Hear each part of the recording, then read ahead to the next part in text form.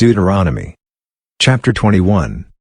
If someone is found slain in the land which Yahweh your God gives you to possess, lying in the field, and it isn't known who has struck him, then your elders and your judges shall come out, and they shall measure to the cities which are around him who is slain. It shall be that the elders of the city which is nearest to the slain man shall take a heifer of the herd, which hasn't been worked with and which has not drawn in the yoke.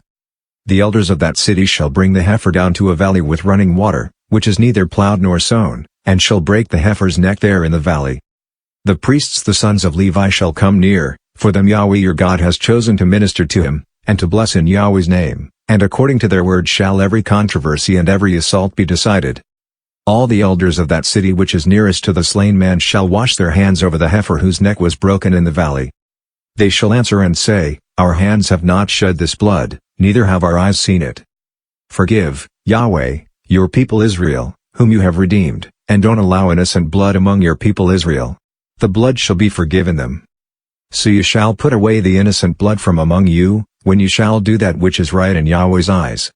When you go out to battle against your enemies, and Yahweh your God delivers them into your hands and you carry them away captive, and see among the captives a beautiful woman, and you are attracted to her, and desire to take her as your wife, then you shall bring her home to your house. She shall shave her head and trim her nails. She shall take off the clothing of her captivity, and shall remain in your house, and bewail her father and her mother a full month. After that you shall go into her and be her husband, and she shall be your wife. It shall be, if you have no delight in her, then you shall let her go where she desires, but you shall not sell her at all for money.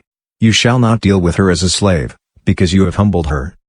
If a man has two wives, the one beloved and the other hated, and they have borne him children, both the beloved and the hated, and if the firstborn son is hers who was hated, then it shall be, in the day that he causes his sons to inherit that which he has, that he may not give the son of the beloved the rights of the firstborn before the son of the hated, who is the firstborn.